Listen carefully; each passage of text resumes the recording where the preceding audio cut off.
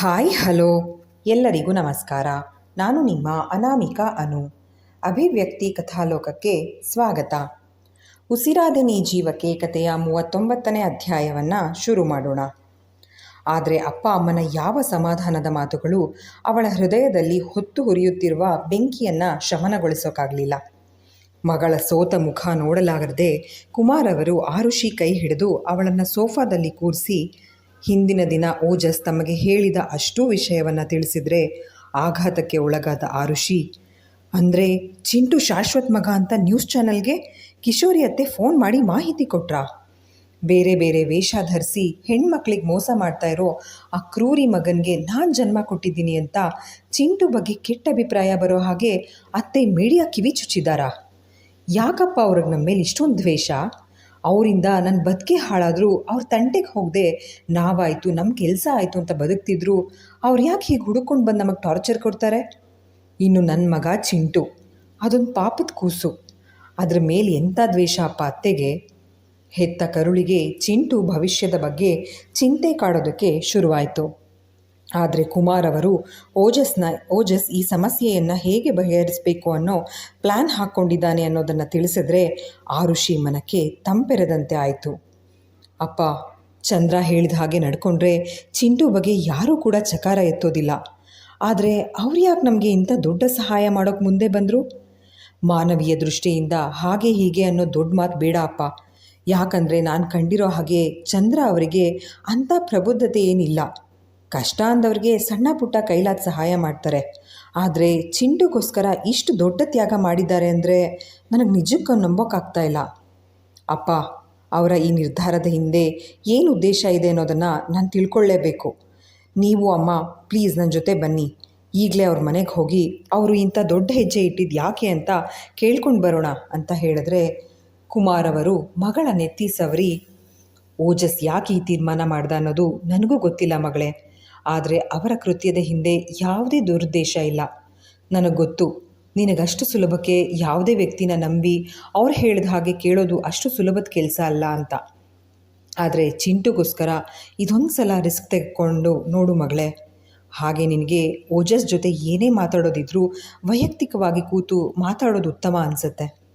ಮಗು ಮುಂದೆ ವಿಪರೀತ ಕೋಪ ಜಗಳ ಬೇಡ. ಆರು ಮಗಳ ಜೊತೆ ಸಮಾಧಾನವಾಗಿ ಮಾತನಾಡಿ ಓಜಸ್ ಮೇಲಿನ ಮುನಿಸಿಗಿಂತ ಈಗ ಸದ್ಯಕ್ಕೆ ಚಿಂಟು ಬದುಕಿನ ಬಗ್ಗೆ ಮಾತ್ರ ಯೋಚಿಸೋದು ಒಳ್ಳೆಯದು ಅಂತ ಬುದ್ಧಿವಾದ ಹೇಳಿದ್ರೆ ಅಪ್ಪನ ಮಾತಿಗೆ ಒಪ್ಪಿಗೆ ಕೊಟ್ಟು ತಾನು ಹೋಗಿ ಚಿಂಟುನ ಕರ್ಕೊಂಡು ಬರ್ತೀನಿ ಅಂತ ಸ್ವಲ್ಪ ಭಯ ಹಿಂಜರಿಕೆಯಲ್ಲೇ ಓಜಸ್ ಮನೆ ಕಡೆಗೆ ಹೆಜ್ಜೆ ಹಾಕಿದ ಹುಡುಗಿಯ ಹೃದಯ ಬಡಿತ 100ರ ಗಡಿ ದಾಟಿತ್ತು. ಚಿಂಟುನ ತನ್ನ ಮನೆಗೆ ಕರೆತರುತ್ತಲೇ ರೂಮ್ಗೆ ಕರೆದುಕೊಂಡ ಹೋದ ಓಜಸ್ ಅವನಿಗಾಗಿ ರೆಡಿ ಮಾಡಿದ್ದ ಸರ್ಪ್ರೈಸ್ ಗಿಫ್ಟ್ನ ತೋರಿಸಿದ್ರೆ, ಸೈಕಲ್? ಇದು ನನಗಾ? ಬಾಯಿಗೆ ಕೈ ಅಡ್ಡಗಟ್ಟಿ ತನಗಾಗುತ್ತಿರುವ ಖುಷಿಯನ್ನು ಹೇಗೆ ವ್ಯಕ್ತಪಡಿಸಬೇಕು ಅನ್ನೋದು ತಿಳಿಯದೆ ಓಜಸ್ನ ಕೊರಳ ತಬ್ಬಿ ಅವನ ಕೆನ್ನೆಗೆ ಮುತ್ತಿಟ್ಟು ಬಿಟ್ಟ. ಆದರೆ ಮರುಕ್ಷಣವೇ ತನ್ನ ಅಮ್ಮ ಈ ಹಿಂದೆ ಯಾರಿಂದಲೂ ದುಬಾರಿ ಉಡುಗೊರೆ ಪಡ್ಕೊಳ್ಬಾರ್ದು ಅಂತ ಹೇಳಿಕೊಟ್ಟಿದ್ದ ಬುದ್ಧಿ ಮಾತು ನೆನಪಾಗಿತ್ತು. ಮೂನ್ ಅಂಕಲ್, ಸೈಕಲ್ ಸೂಪಲಾಗಿದೆ, ಆದರೆ ನನಗಿದು ಬೇಡ, ಅಮ್ಮ ಬೈತಾಳೆ. ಸೈಕಲ್ ಕಡೆಗೆ ಆಸೆ ಕಂಗಳಿಂದ ನೋಡ್ತಾ ಹೇಳಿದ್ದ. ಮಗು ಕಣ್ಣಲ್ಲಿ ಅತೀವವಾದ ಬಯಕೆ ಇದ್ದರೂ ಗಿಫ್ಟ್ನ ಬೇಡ ಅಂತ ಹೇಳಿದ್ದನ್ನು ಕೇಳಿ ಅವನ ಹಣೆಯ ಮೇಲೆ ಪುಟ್ಟ ಮುತ್ತಿಟ್ಟ ಓಜಸ್ಗೆ ಆರುಷಿ ಮಗನನ್ನು ಬೆಳೆಸ್ತಾ ಇರೋ ರೀತಿ ಮೇಲೆ ಹೆಮ್ಮೆ ಮೂಡಿತ್ತು. ಚಿಂಟು, ಯಾರೋ ಹೊರಗಿನವರು ಗಿಫ್ಟ್ ಕೊಟ್ಟಿದ್ದನ್ನು ನೀನು ತಗೊಂಡ್ರೆ ಅಮ್ಮ ಬೈತಾಳೆ, ಆದರೆ ನಾನು ಕೊಟ್ಟಿದ್ದನ್ನು ನೀನು ತಗೊಂಡ್ರೆ ಅಮ್ಮ ಏನೂ ಹೇಳಲ್ಲ. ನೋಡು ಕಂದ, ನಾನು ನಿನ್ನಮ್ಮ ನಿನಗೆ ಇನ್ನೊಂದು ಸರ್ಪ್ರೈಸ್ ಕೊಡಬೇಕು ಎಂದು ಹೇಳಿ ಮಗು ಕೆನ್ನೆಗಳಿಗೆ ಮುತ್ತಿಟ್ಟವನ ಮನಸ್ಸಿನಲ್ಲಿ ತಳಮಳ ಎದ್ದಿರುವುದಂತೂ ಸುಳ್ಳಲ್ಲ. ಹಾಲ್ ಸೋಫಾ ಮೇಲೆ ಮಗುನ ಕರೆತಂದು ಕೂರಿಸಿ, 1 ನಿಮಿಷ ಬಂದೆ ಎಂದು ಅಡುಗೆ ಮನೆಗೆ ಎದ್ದು ಹೋಗಿ ಫ್ರಿಜ್ನಲ್ಲಿಟ್ಟಿದ್ದ ದೊಡ್ಡ ಚಾಕ್ಲೇಟ್ ಬಾರ್ನ ತಂದು ಮಗು ಕೈ ಕೊಟ್ಟರೆ ಮನಸಾರೆ ತನ್ನ ಮೂನ್ ಅಂಕಲ್ ಕಡೆಗೆ ನೋಡಿ ನಗುತ್ತಾ ಚಾಕ್ಲೇಟ್ ಪಡ್ಕೊಂಡು ಅದರ ರ್ಯಾಪರ್ ತೆಗೆದುಕೊಡುವಂತೆ ಮತ್ತೆ ಚಾಕ್ಲೇಟ್ನ ಓಜಸ್ ಕಡೆಗೆ ಚಾಚಿದ. ಚಿಂಟು, ಮೊದಲು ತಿಂಡಿ ತಿಂದು ಆಮೇಲೆ ಚಾಕ್ಲೇಟ್ ತಿನ್ನು ಕಂದ, ಇಲ್ಲ ಅಂದರೆ ನಿನ್ನಮ್ಮ ನಮ್ಮಿಬ್ಬರ ಮೇಲೂ ಕೋಪ ಮಾಡಿಕೊಂಡು ಬೈತಾರೆ ಎಂದು ಹೇಳಿದ್ರೆ ಸಣ್ಣ ನಗು ಮಗು ಮುಖದಲ್ಲಿ ಅರಳಿತ್ತು. ಮೂನ್ ಅಂಕಲ್, ನಿಮಗೆ ಅಮ್ಮ ಅಂದರೆ ಭಯ ಅಲ್ಲ ಕೇಳಿದ್ದ. ಹೌದು ಅನ್ನುವಂತೆ ತಲೆ ಆಡಿಸ್ತಾ ಅವನ ಎದುರಿಗೆ ಮಂಡಿ ಊರಿ ಕೂತ ಓಜಸ್ಗೆ ತಾನು ಮಗುಗೆ ಹೇಳಬೇಕು ಅಂದ್ಕೊಂಡಿರುವ ವಿಷಯನ ಹೇಗೆ ತಿಳಿಸೋದು ಅಂತ ತಿಳಿಯದಾಗಿತ್ತು. ಮಗು ಮುಂದಲೇ ಸರಿ ಮಾಡ್ತಾ ಅವನ ಪುಟ್ಟ ಕೈ ಕಾಲುಗಳನ್ನು ಒತ್ತುತ್ತಾ ಅವನ ಕೆನ್ನೆಯನ್ನು ಆಗಾಗ ಚಿವುಟುತ್ತಾ ನನ್ನ ಜಾಣ ಮರಿ ಅಂತ ಪೀಟಿಕೆ ಹಾಕುತ್ತಲೇ ಇದ್ದ ಓಜಸ್ ಮನೆಯ ಬಾಗಿಲಿಗೆ ಬಂದ ಆರುಷಿ ಬಾಗಿಲು ತಟ್ಟಿ ಸದ್ದು ಮಾಡಿದ್ಲು. ಯಾರೆಂದು ನೋಡಿದ್ರೆ ತನ್ನ ಮನೆಯ ಬಾಗಿಲಲ್ಲಿ ಆರುಷಿ ನಿಂತಿದ್ದಾಳೆ. ಇವರ ಇಷ್ಟು ದಿನದ ಪರಿಚಯದಲ್ಲಿ ಮೊದಲ ಬಾರಿಗೆ ಆರುಷಿ ತನ್ನ ಮನೆಯ ಬಾಗಿಲಿಗೆ ಬಂದಿರೋದು. ಅವಳನ್ನು ಕಂಡ ತಕ್ಷಣ ಎದ್ದು ಹೋಗಿ ಅವಳ ಎದುರಿಗೆ ನಿಂತವನು, ಮೊದಲ ಸಲ ಈ ಮನೆಯೊಳಗೆ ಬರ್ತಾ ಇದ್ದೀರಾ, ಪ್ಲೀಸ್ ಬಲ್ಗಾಲಿಟ್ಟೊಳಗಡೆ ಬನ್ನಿ ಹೇಳಿ ಅವಳನ್ನೇ ತದೇಕ ಚಿತ್ತದಿಂದ ನೋಡ್ತಾ ಇದ್ದ ಓಜಸ್ಗೆ ಒಂದು ಹೆಣ್ಣಿನ ಪ್ರವೇಶ ತನ್ನ ಮನೆ ಮಾತ್ರ ಅಲ್ಲ, ತನ್ನ ಮನದಲ್ಲಿಯೂ ಅದೆಂತಹ ಭಾವನೆ ಉಂಟಾಗಿ ಮನಸ್ಸು ಪ್ರಫುಲ್ಲಗೊಂಡಿತ್ತು.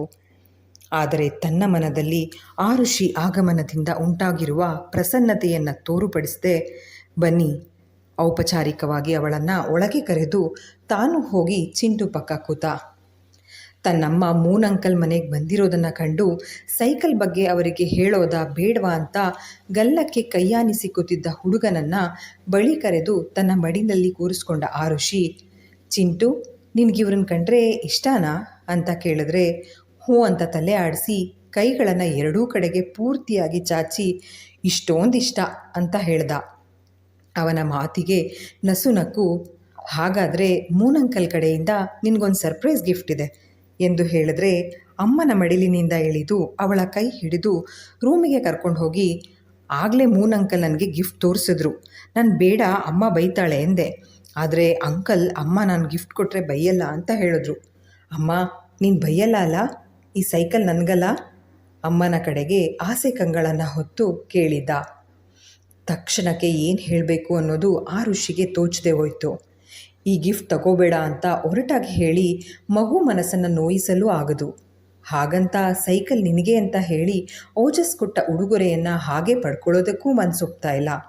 ಒಂಥರ ಇಕ್ಕಟ್ಟಿನ ಪರಿಸ್ಥಿತಿಯಲ್ಲಿ ಇರುವ ಆರುಷಿ ಮನವನ್ನು ಅರಿತವನಂತೆ ಓಜಸ್, ಕಂದ ಸ್ಕೂಲ್ಗೆ ಲೇಟ್ ಆಗ್ತಾ ಇದೆ, ಆಗಲೇ 8:30 ಆಯಿತು, ಹೋಗಿ ತಾತನ ಕೈನಲ್ಲಿ ಯೂನಿಫಾರ್ಮ್ ಹಾಕಿಸ್ಕೊಂಡು ತಿಂಡಿ ತಿಂದು ರೆಡಿ ಆಗು, ಇವತ್ತು ನಾನು ನಿನ್ನಮ್ಮ ನಿನ್ನನ್ನು ಒಟ್ಟಿಗೆ ಸ್ಕೂಲಿಗೆ ಡ್ರಾಪ್ ಮಾಡ್ತೀವಿ ಎಂದು ಹೇಳಿದ್ರೆ ಖುಷಿಯಲ್ಲಿ ಓಡ್ಬಂದು ಓಜಸ್ ಕಾಲುಗಳನ್ನು ತಬ್ಕೊಂಡು, ನಿಜ ಡ್ರಾಪ್ ಮಾಡ್ತೀರಾ, ನಿಮ್ಮ ಬೈಕಲ್ಲಿ ಡ್ರಾಪ್ ಮಾಡ್ತೀರಾ ಅಂತ ಕೇಳಿದ್ರೆ ಅವನ ತಲೆ ಕೂದಲು ಕೆದರುತ್ತಾ, ಹ್ಞೂ ಕಣೋ ಮಗನೇ, ಬೈಕ್ನಲ್ಲೇ ಡ್ರಾಪ್ ಮಾಡ್ತೀನಿ, ಈಗ ಬೇಗ ಹೋಗಿ ರೆಡಿಯಾಗು ಎಂದು ಹೇಳಿದವನು ಮಗು ತನ್ನ ಮನೆಯೊಳಗೆ ಹೋಗುತ್ತಲೇ ಇವನ ಮನೆಯ ಬಾಗಿಲನ್ನು ಮುಂದೆ ಮಾಡ್ತಾ ಬಂದು ಹಾಲ್ನಲ್ಲಿ ಕೂತ್ಕೊಂಡ. ಓಜಸ್ ಜೊತೆಗಿನ ಈ ಏಕಾಂತ ಆರುಷಿಯ ಮನದಲ್ಲಿ ಸಣ್ಣ ಕಂಪನ ಸೃಷ್ಟಿ ಮಾಡಿತ್ತು. ಚಂದ್ರ ಕೆಟ್ಟವನಲ್ಲ, ಇವಳ ಮನ ನುಡಿಯಿತು. ಆದರೂ ಅವನನ್ನು ಕಣ್ಣೆತ್ತಿ ನೋಡೋ ಧೈರ್ಯ ಮಾಡಲಾಗ್ತಿಲ್ಲ. ಈ ಮನೆಗೆ ಬಂದು 10 ನಿಮಿಷ ಕಳೆದರೂ ಆರುಷಿ ಮೌನಕ್ಕೆ ಅಂಟಿರುವುದನ್ನು ಕಂಡು ಓಜಸ್ ತಾನೇ ಮಾತು ಶುರು ಮಾಡಿದ್ದ. ಕಿಶೋರಿ ಆಂಟಿಗೆ ನಿಮ್ಮ ಮೇಲೆ ಏನು ದ್ವೇಷನೋ ಗೊತ್ತಿಲ್ಲ ಆರು, ಆದರೆ ಅವ್ರ ಮೇಲೆ ಕಣ್ಣಿಟ್ಟಿರೋದಕ್ಕೆ ಶ್ರವಣ್ ಅವರು ಇನ್ಸ್ಪೆಕ್ಟರ್ಗೆ ಹೇಳಿದ್ದ ಕಾರಣ ಅವರು ಮಾಡಿರೋ ಕುತಂತ್ರ ಬುದ್ಧಿ ಪೊಲೀಸರಿಗೆ ತಿಳಿದು ಬಂದಿದೆ. ತಕ್ಷಣ ಶ್ರವಣ್ ನನಗೆ ಫೋನ್ ಮಾಡಿ ವಿಷಯ ತಿಳಿಸ್ತಿದ್ದಂತೆ ಕಿಶೋರಿಯವರಿಗೆ ಮಣ್ಣು ಮುಗಿಸೋ ಪ್ಲ್ಯಾನ್ ಮಾಡಿಬಿಟ್ಟೆ. ಅದೇ ಪ್ಲ್ಯಾನ್ನಂತೆ ಈಗ ನಡೀತಾ ಇದ್ದೀನಿ ಅಷ್ಟೇ. ಆದರೆ ಈ ಪ್ಲ್ಯಾನ್ ಪೂರ್ತಿ ಸಕ್ಸಸ್ ಆಗಬೇಕು ಅಂದರೆ ನಿಮ್ಮ ಪೂರ್ಣ ಪ್ರಮಾಣದ ಸಪೋರ್ಟ್ ಬೇಕು ಆರು. ಇವತ್ತಿನಿಂದ ಯಾರೇ ನಿಮ್ಮನ್ನು ಚಿಂಟು ತಂದೆ ಯಾರು ಅಂತ ಕೇಳಿದ್ರೆ ಯಾವುದೇ ಮುಜುಗರ ಇಲ್ಲದೆ ಭಯ ಪಡದೆ ನನ್ನ ಹೆಸರು ಹೇಳಿ. ಹಾಗೇ ನಿಮ್ಮ ಅತ್ತೆ, ಅದೇ ಕಿಶೋರಿ ಅವರು ಕಿವಿ ಚುಚ್ಚಿದ್ದ ಮೀಡಿಯಾ ವ್ಯಕ್ತಿಯನ್ನು ಶ್ರವಣ್ ಕುಮಾರ್ ಅವರು ಈಗಾಗಲೇ ಸ್ಟೇಷನ್ಗೆ ಕರೆಸ್ಕೊಂಡು ನಿನ್ನೆ ರಾತ್ರಿ ಚಿಂಟು ಬಗ್ಗೆ ನ್ಯೂಸ್ನಲ್ಲಿ ಸಣ್ಣ ತುಣುಕನ್ನು ಹಾಕಿದ್ದಕ್ಕೆ ಅವನ ಗ್ರಹಚಾರ ಬಿಡಿಸಿ ಈಗ 10 ಗಂಟೆಗೆ ಎಲ್ಲ ಮೀಡಿಯಾದವರನ್ನು ಅಲ್ಲದೆ ನಿಮ್ಮ ಅತ್ತೆಯನ್ನು ಸಹ ಸ್ಟೇಷನ್ಗೆ ಕರೆಸಿ ಅವರ ಗ್ರಹಚಾರ ಬಿಡಿಸೋ ಪ್ರೋಗ್ರಾಮ್ ಹಾಕ್ಕೊಂಡಿದ್ದಾರೆ. ಆದರೆ ಇದೆಲ್ಲ ಕೆಲಸ ಸಕ್ಸಸ್ ಆಗಬೇಕು ಅಂದರೆ ನನಗೆ ನಿಮ್ಮ ಸಪೋರ್ಟ್ ಬೇಕೇ ಬೇಕು.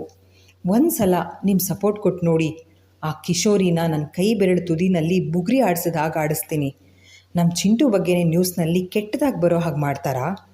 ಕೋಪದಲ್ಲಿ ಅವಡುಗಚ್ಚಿ ಹೇಳಿದ್ರೆ ಆರುಷಿ ಮನ ಆರ್ದ್ರವಾಯಿತು. ನನ್ನ ಮಗನ ಬಗ್ಗೆ ನ್ಯೂಸ್ನಲ್ಲೆಲ್ಲ ಸುದ್ದಿ ಬರ್ತಾ ಇದೆಯಾ? ಅದಾಗಲೇ ಅವಳ ಕಣ್ಣಾಲಿಗಳು ತುಂಬಿಕೊಂಡಿತ್ತು. ಅಳಬೇಡಿ ಯಾರು, ನಿನ್ನೆ ರಾತ್ರಿ ಒಂದೇ ಒಂದು ತುಣುಕು ಮಹಿಮ್ ಅನ್ನೋ ಮೃಗದ ಮಗುವಿಗೆ ಜನ್ಮ ನೀಡಿದ ಮಹಾತಾಯಿ ಅನ್ನೋ ಶೀರ್ಷಿಕೆ ಅಡಿಯಲ್ಲಿ ನ್ಯೂಸ್ ಬರ್ತಿತ್ತಂತೆ. ನಾನು ನನಗೆ ಪರಿಚಯ ಇರೋ ಲಾಯರ್ ಹಾಗೆ ಶ್ರವಣ್ ಅವರ ಸಹಾಯ ಪಡೆದು ಆ ಸುದ್ದಿ ಟಿವಿನಲ್ಲಿ ಬ್ರಾಡ್ಕಾಸ್ಟ್ ಆಗದಂತೆ ತಕ್ಷಣಕ್ಕೆ ತಡೆ ಹಿಡಿಯೋ ಕೆಲಸ ಮಾಡಿದ್ದೀನಿ. ಆದರೆ ಈ ತಾತ್ಕಾಲಿಕ ತಡೆಯಾಜ್ಞೆಯಿಂದ ಯಾವ ಪ್ರಯೋಜನ ಇಲ್ಲ. ಇದಕ್ಕೆಲ್ಲ ಪರ್ಮನೆಂಟ್ ಸೊಲ್ಯೂಷನ್ ಬೇಕು. ಹೇಳಿ ಯಾರು? ಕೆಟ್ಟವ್ರ ಬಾಯಿ ಮುಚ್ಚೋದಕ್ಕೆ ನನ್ನ ಜೊತೆ ಕೈ ಜೋಡಿಸ್ತೀರಾ? ಅವಳೆಡೆಗೆ ಕೈ ಚಾಚಿ ಕೇಳಿದ್ರೆ, ತನ್ನ ಮಗುವಿಗಾಗಿ ಇಷ್ಟೆಲ್ಲ ಯೋಚಿಸ್ತಾ ಇರುವ ಚಂದ್ರನಿಗೆ ತಾನು ಸಪೋರ್ಟ್ ಮಾಡದಿದ್ರೆ ಹೇಗೆ ಎಂದು ಅವನ ಮಾತಿಗೆ ಒಪ್ಪಿಗೆ ಸೂಚಿಸ್ತಾ, ನೀವು ಹೇಳಿದ ಹಾಗೆ ನಾನು ಕೇಳೋಕೆ ರೆಡಿ, ಆದರೆ ಚಿಂಟುಗೆ ಯಾವ ತೊಂದರೆನೂ ಆಗಬಾರ್ದು ಎಂದು ಹೇಳಿದರೆ ಅವಳ ಮಾತಿಗೆ ಇವನು ಒಪ್ಪಿಗೆ ಸೂಚಿಸಿದ್ದ. ಈಗ ಇಬ್ಬರು ಮಗುನ ಸ್ಕೂಲಿಗೆ ಡ್ರಾಪ್ ಮಾಡೋ ಮೊದಲು ಚಿಂಟುಗೆ ನಿನ್ನ ಮೂನ್ ಅಂಕಲ್ ಬೇರೆ ಯಾರೂ ಅಲ್ಲ, ನಿನ್ನ ತಂದೆ ಅನ್ನೋ ಸೂಕ್ಷ್ಮ ವಿಷಯವನ್ನು ಹೇಳಬೇಕು ಅನ್ನೋ ನಿರ್ಧಾರ ಮಾಡಿದರು. ಪರಿಚಯದ ಟ್ರಾವೆಲ್ಸ್ಗೆ ಕರೆ ಮಾಡಿ ಬೆಳಗ್ಗೆಯೇ ಕಾರ್ ಬುಕ್ ಮಾಡಿದ್ದ ನಂಜಪ್ಪನವರು ಮಡದಿ ಜೊತೆಗೆ ಬೆಂಗಳೂರಿನತ್ತ ಪಯಣ ಬೆಳೆಸಿದ್ರು. ಅದು ಹೇಗ್ರಿ ಓಜಸ್ ಕೋರ್ಕೆಗೆ ನೀವು ಒಂದೇ ಸಲಕ್ಕೆ ಒಪ್ಪಿಗೆ ಕೊಟ್ಬಿಟ್ರಿ? ಅಮ್ಮನ್ನ ಒಂದು ಮಾತು ಕೇಳು ಅಂತ ಹೇಳಿದರೆ ನಾನೇ ಅವನಿಗೆ ಇದೆಲ್ಲ ನಿನಗೆ ಹಾಕಬೇಕು, ಈ ಮದುವೆ, ನ್ಯೂಸ್, ಪೊಲೀಸ್, ಈ ಜಂಜಾಟಗಳಿಂದ ದೂರ ಇರುವಂಥ ಒಳ್ಳೆ ಮಾತಿನಲ್ಲಿ ಬುದ್ಧಿ ಹೇಳ್ತಿದ್ದೆ ಎಂದರು. ಹೆತ್ತ ಕರುಳಿಗೆ ತಮ್ಮ ಮಗ ಆರುಷಿ ಜೊತೆಗೆ ಮದುವೆ ಆಗ್ತಿದ್ದಾನೆ ಅನ್ನೋ ವಿಷಯ ಕೇಳಿ ಸಂಕಟ ಆಗ್ತಾ ಇದೆ. ಇದನ್ನು ಅರಗಿಸಿಕೊಳ್ಳಲು ಆಗದೆ ಓಜಸ್ ಬರೀ ನಾಟಕದ ಮದುವೆ ಆಗೋ ಬಗ್ಗೆ ಯೋಚಿಸಿದ್ರೆ ಅದು ತಪ್ಪು ಅಂತ ಮಗನಿಗೆ ಬುದ್ಧಿವಾದ ಹೇಳಿ ಅವನಿಗೆ ಆರುಷಿನ ನೀನು ನಿಜವಾಗ್ಲೂ ತಾಳಿ ಕಟ್ಟಿ ಮದುವೆ ಆಗುವಂಥ ಐಡಿಯಾ ಕೊಟ್ಟಿದ್ದ ಗಂಡನ ಮೇಲೆ ಮುನಿಸ್ಕೊಂಡು ಅವರ ಮೇಲೆ ರೇಗ್ತಿದ್ರು. ನಂಜಪ್ಪನವರು ಮಡದಿಯ ಮಾತಿನ ಕಡೆಗೆ ಗಮನ ಕೊಡದೆ, ಇನ್ನೂ 3 ತಾಸಿನ ಪಯಣ ಇದೆ, ಎಷ್ಟು ಅಂತ ಇವಳ ಕಿರಿಕಿರಿ ಸಹಿಸ್ಕೊಳ್ಳೋದು ಅಂತ ಮನದಲ್ಲೇ ಗೊಣಗಿಕೊಂಡು ಸೀಟಿಗೆ ಒರಗಿ ಕಣ್ಣು ಮುಚ್ಚಿ ನಿದ್ರೆಗೆ ಜಾರಿದ್ರು. ಆದರೆ ಶಾರದಾ ಅವರಿಗೆ ಮಗನನ್ನು ಭೇಟಿಯಾಗಿ ಯಾಕೆ ಹೀಗೆ ಮಾಡಿದೆ ಅಂತ ಕೇಳೋವರೆಗೂ ನೆಮ್ಮದಿ ಇಲ್ಲ. ಊರಿಗೆ ಹೋಗ್ತಾ ಇದ್ದಾಗೆ, ನನ್ನ ಮಗ ನಿನ್ನ ಕೊರಳಿಗೆ ತೊಡಿಸಿರೋ ಈ ಕರಿಮಣಿ ಸರಕ್ಕೆ ಯಾವುದೇ ಬೆಲೆ ಇಲ್ಲ, ಶಾಸ್ತ್ರೋಕ್ತವಾಗಿ ಮದುವೆ ಆಗಿದ್ರೆ ಅದೊಂದು ಲೆಕ್ಕ, ನೀನೇ ನನ್ನ ಸೊಸೆ ಅಲ್ಲ ಅಂತ ಆರುಷಿ ಮುಖಕ್ಕೆ ಹೊಡೆದ ಹಾಗೆ ಅವಳಿಗೆ ವಾಸ್ತವ ಅರ್ಥ ಮಾಡಿಸಿ, ನಂತರ ನನ್ನ ಮಗನನ್ನು ಕಾಡಿ ಬೇಡಿಯಾದರೂ ಸರಿ ಊರಿಗೆ ವಾಪಸ್ ಕರ್ಕೊಂಡು ಹೋಗಬೇಕು. ಈ ಊರು ಜನರ ಸಹವಾಸ ಸಾಕಾಯಿತು. ಮನದಲ್ಲೇ ಮಗನ ಭವಿಷ್ಯದ ಬಗ್ಗೆ ಚಿಂತೆ ಹತ್ತಿಸ್ಕೊಂಡು ಕೊರಗುತ್ತಾ ಕೂತಿದ್ದವರು ಆಗಾಗ ಡ್ರೈವರ್ಗೆ ಬೆಂಗಳೂರು ತಲುಪಲು ಇನ್ನೆಷ್ಟು ಸಮಯ ಬೇಕು ಅಂತ ಕೇಳ್ತಾ ಇದ್ರು. ಆರುಷಿ, ಓಜಸ್ ಇಬ್ಬರೂ ಸೇರಿ ಅಂತೂ ಒಂದು ತೀರ್ಮಾನಕ್ಕೆ ಬಂದು ಚಿಂಟುಗೋಸ್ಕರ ತಮ್ಮ ಯೋಜನೆಯನ್ನು ಕಾರ್ಯರೂಪಕ್ಕೆ ತರೋದಕ್ಕೆ ಎಲ್ಲ ಸಿದ್ಧತೆಗಳನ್ನು ಮಾಡಿಕೊಂಡ್ರು. ಚಿಂಟುಗೆ ನಿನ್ನಪ್ಪ ಬೇರೆ ಯಾರೂ ಅಲ್ಲ, ನಿನ್ನ ಮೂನ್ ಅಂಕಲ್ ಅಂತ ಹೇಳಬೇಕೆಂದುಕೊಂಡ್ರು. ಆರುಷಿ ಹಾಗೆ ಓಜಸ್ಗೆ ಅದು ಅಷ್ಟು ಸುಲಭದ ಕೆಲಸ ಆಗಿರಲಿಲ್ಲ.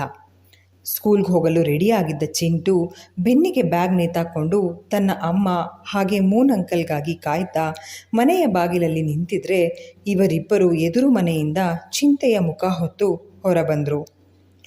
ಓಜಸ್ ಚಿಂಟು ಎದುರಿಗೆ ಮಂಡಿ ಊರಿ ಅವನ ಸಮಕ್ಕೆ ಕೂತು, ನಿನಗೆ ಸ್ಕೂಲ್ಗೆ ಹೋಗೋಕ್ಕೆ ತಡ ಆಗ್ತಾ ಇದೆ ಅಂತ ಗೊತ್ತು ಕಂದ, ಆದರೆ ನಾನು ನಿನಗೆ ಏನೋ ಒಂದು ಮುಖ್ಯವಾದ ವಿಷಯ ಹೇಳಬೇಕಿತ್ತು. ಇಷ್ಟು ದಿನ ಮುಚ್ಚಿಟ್ಟಿದ್ದಕ್ಕೆ ಸಾರಿ.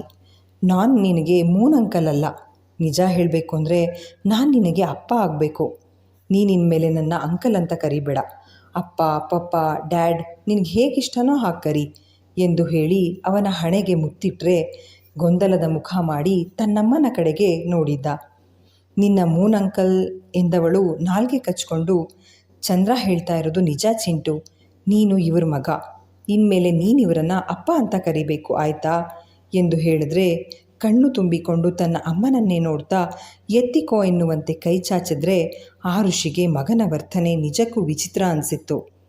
ಮೂನ್ ಅಂಕಲ್ ಇವನ ತಂದೆ ಅಂತ ಹೇಳಿದ್ರೆ ಖುಷಿನಲ್ಲಿ ಕುಣಿದು ಕುಪ್ಪಳಿಸ್ಬಿಡ್ತಾನೆ ಅಂತ ಎಣಿಸಿದ್ದ ಲೆಕ್ಕಾಚಾರಗಳೆಲ್ಲ ತಲೆ ಕೆಳಗಾಗಿತ್ತು.